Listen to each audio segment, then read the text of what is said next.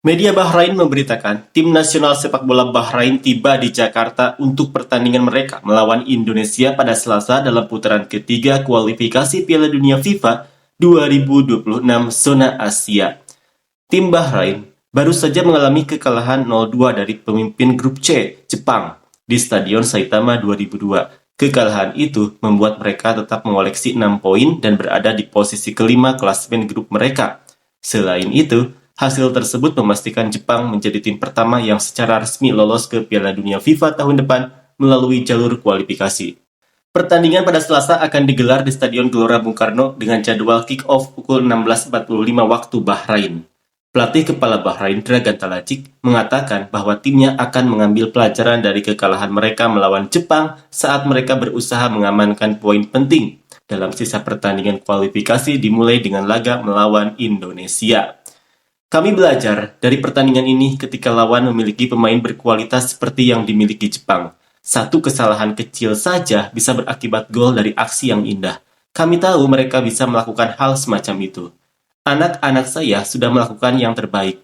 Tetapi satu kesalahan saja melawan Jepang, Anda tidak boleh melakukan kesalahan, itulah masalahnya. Namun, dalam 90 menit, saya rasa tidak ada tim di dunia yang tidak akan membuat kesalahan. Saya sangat kecewa untuk anak-anak saya karena mereka telah berusaha bermain sebaik mungkin. Kami bisa bermain sedikit lebih baik jika lawannya bukan Jepang.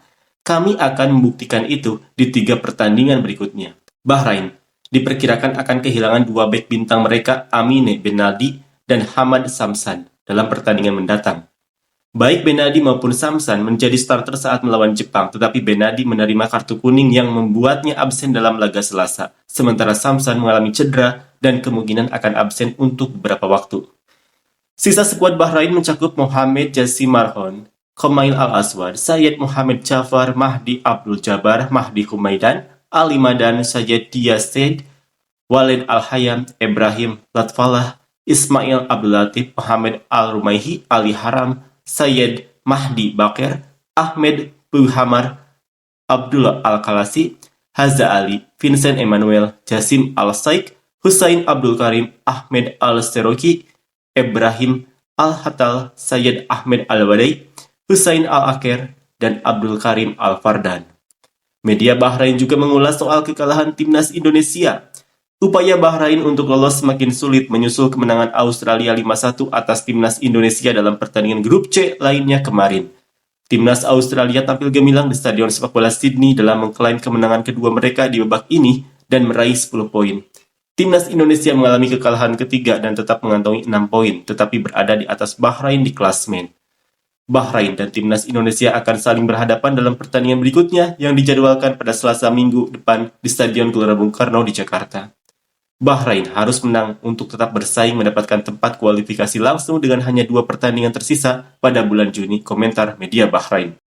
Komentar selanjutnya dari media Vietnam, pelajaran mahal dari kekalahan telak timnas Indonesia. Indonesia kalah dari tuan rumah Australia adalah hal yang wajar, tetapi kalah dengan skor 1-5 adalah hasil yang tak terduga. Apa penyebabnya? Dampak Belandaisasi dan resiko naturalisasi massal. Proyek Belandaisasi telah meningkatkan posisi Indonesia di kancah sepak bola Asia, namun para analis menilai kebijakan naturalisasi massal yang dilakukan oleh PSSI adalah pedang bermata dua. Memang, pemain naturalisasi Indonesia memiliki kualitas tinggi dibandingkan dengan standar sepak bola Asia, kecuali Jepang dan Korea Selatan. Tetapi mereka tidak memiliki cukup waktu untuk memahami filosofi dan gaya bermain yang diterapkan oleh pelatih Patrick Clifford. Selain itu, kesulitan komunikasi juga menjadi faktor utama. Para pemain naturalisasi tidak hanya perlu beradaptasi dengan taktik, tetapi juga harus memahami satu sama lain di lapangan. Minimnya waktu untuk membangun chemistry menyebabkan kurangnya koordinasi dalam permainan tim. Jelang pertandingan melawan Australia pada 20 Maret, skuad Indonesia baru berkumpul secara lengkap di Australia pada 17 Maret. Hal ini disebabkan oleh para pemain naturalisasi yang masih membela klub mereka di Eropa. Dengan hanya 2 hari latihan bersama, sulit bagi tim untuk tampil dengan organisasi permainan yang solid. Jika melihat daftar starter dalam pertandingan tersebut, 10 dari 11 pemain utama adalah pemain naturalisasi dengan satu-satunya pemain lokal adalah Marcelino Ferdinand. Meskipun ada pemain berkualitas seperti Kevin Dix yang merupakan andalan di klub top Denmark FC Copenhagen, lini pertahanan Indonesia tetap rapuh. Mereka melakukan serangkaian kesalahan yang fatal, Kebobolan 2 gol dalam 3 menit, menit 18 hingga 20, dan 3 gol dalam 17 menit, menit 18 hingga 35, kekacauan di lini belakang ini membuat Indonesia kehilangan bentuk permainan dan semangat juang, hingga akhirnya mengalami kehancuran total baik secara taktik maupun mental.